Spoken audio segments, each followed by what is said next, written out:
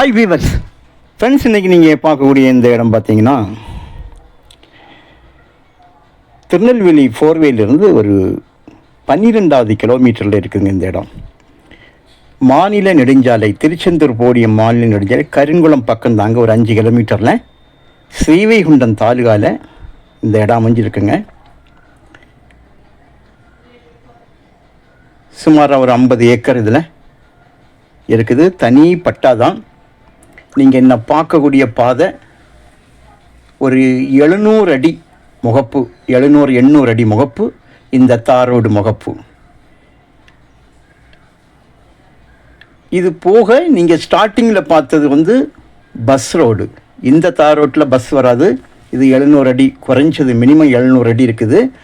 இன்னொரு ஃப்ரண்டேஜ் உங்களுக்கு காணிச்சேன் ஸ்டார்டிங்கில். அதில் வந்து ஒரு 200 அடிக்குள்ளே வரும், அது பஸ் ரோடுங்க.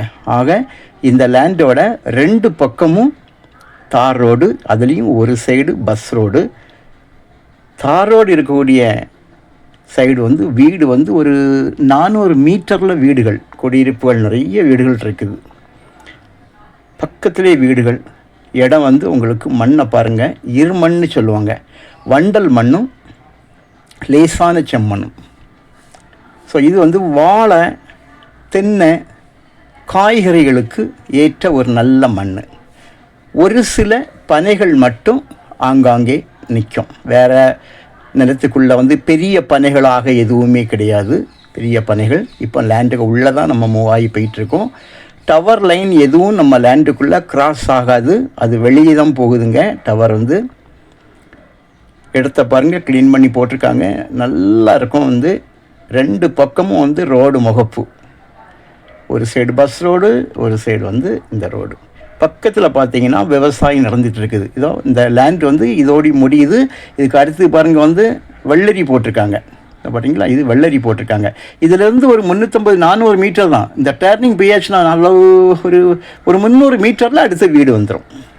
வீடுகள், கிணறு ஒன்று இருக்குங்க. கண்டிப்பாக இது தூர் வாரணும். ஏன்னா முன்னால் விவசாயம் நல்லா பண்ணியிருக்காங்க. அந்த டைம் இதை யூஸ் பண்ணியிருக்காங்க. ஆயில் மோட்ரு வச்சு அடித்ததாக சொல்கிறாங்க, ஆயில் மோட்ரு மூலம்.